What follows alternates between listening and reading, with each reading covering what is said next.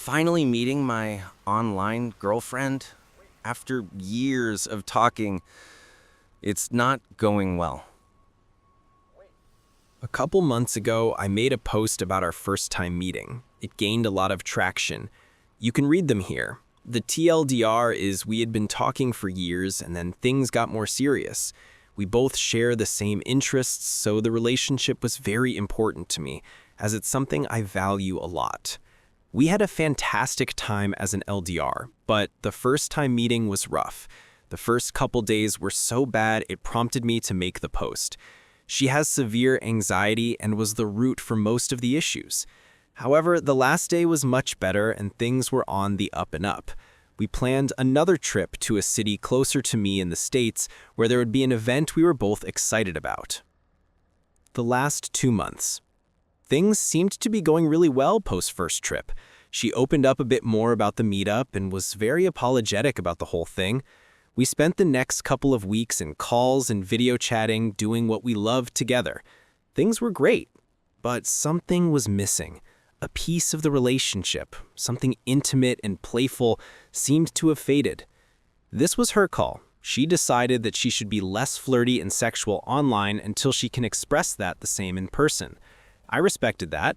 I believed it just needed time, and I've always been committed to working through things together. Unfortunately, that's where things started to spiral. One thing about her is that she's very independent, and that often came across as distant, uncaring. There's some days where she chooses to not interact with me, ignore my messages, or get short when I try to be affectionate and caring.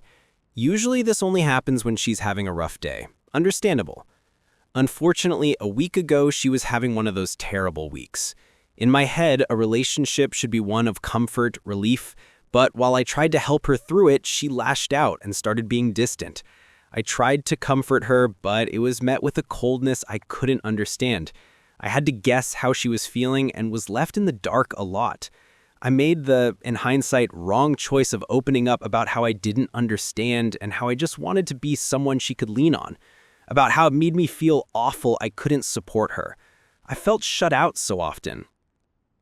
This turned into a lot of messages about how we felt about relationships in general and the changes ours would need to take.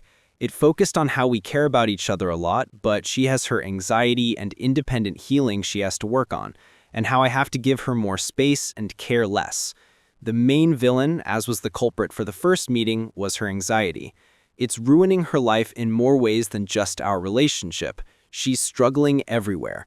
So her number one priority was to get in a better spot with that, then work on us. This was a great compromise, and I was excited for the next step in the relationship. I would continue to give her time and space to wait for someone I think is a one-of-a-kind worth it, and she would get to the place where she believes that too about herself. And finally, now. I boarded the plane with a lot of hope. Things were good after a few days of us getting back on track.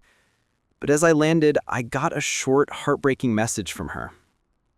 She said she's not in a healthy enough spot to make this relationship work for either of us. That after some reflection, her problems are so bad that she needs to step away and work on them. She doesn't think she'd be able to handle the trip we had planned and would be ruining another critical point in our relationship. The part that hurts the most isn't the time I've given her, the financial, emotional, or physical pain, or the fact that this came out of the blue at the worst time. What hurts the most is it feels like she went from telling me how I was going to be her future to her basically treating me like an acquaintance. The last few days have been so tough. We talked for a little while that first day. Her entire focus of the conversation was that she needed to get better. She barely once talked about us. I got no closure. And now trying to talk to her feels like talking to someone I barely know, despite her saying she wants us to stay close. One of the first things she told me when we started talking was how much words meant everything to her. They're so important, they should always mean something. She kept saying how much she cared about us, yet her current actions make me feel the complete opposite. I see her online, hanging out with friends, posting online like I never existed, like I was just a footnote in her life. I'm here now. I'm going to try to make the best of the trip, but being alone again hurts so much. I don't understand. Some days the distance felt like nothing, and other days she made the miles so much longer. I really tried so hard. I'm exhausted. I'm getting older, feeling the pressure of finding my person really setting in. I don't want to settle, but I feel like I'm going to have to. I want more than anything to just make things right with her, to go back to that week and just give her the space she wanted so we'd be on this trip together. I mentioned above that she's very independent and her anxiety is taking that away from her. She can't do the things she wants with the people she wants, and I understand that, but what about us? I'm devastated.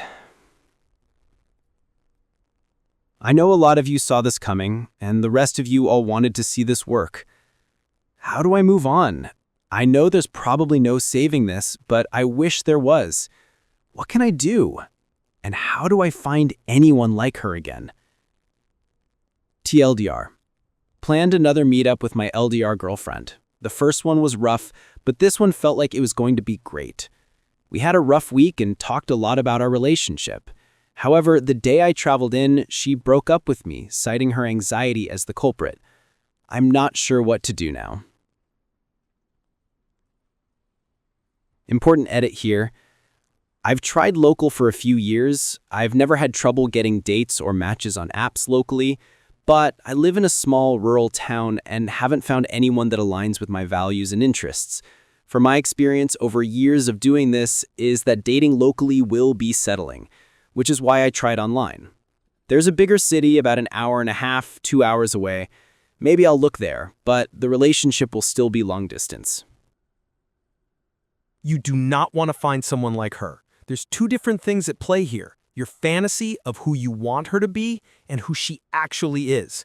If you want to actually find someone who you have a good connection with, who will make you happy, you have to stop acting like a doormat. Know your worth. Don't let your partner treat you like shit, ghost you, ignore you, put zero effort into the relationship, and keep coming back begging them for more or giving them more chances. If someone's mental health is this bad, don't keep pursuing them. If they aren't prioritizing you or showing interest in you, don't keep pursuing them. I'm not saying to act like a narcissist. Knowing your worth and how you should be treated also comes with treating your partner well too, of course. But you need to raise your standards here. Putting all your energy into someone who doesn't really care about you is a waste of time. It prevents you from pursuing someone better who will actually give you the effort back that you deserve. So that's what I would suggest for future relationships. I would also second the suggestion to stick to dating people local to where you live who you can meet in person. Long-distance relationships are really difficult and oftentimes are doomed to fail. Having a connection over text or online doesn't mean you will connect in person or in real life.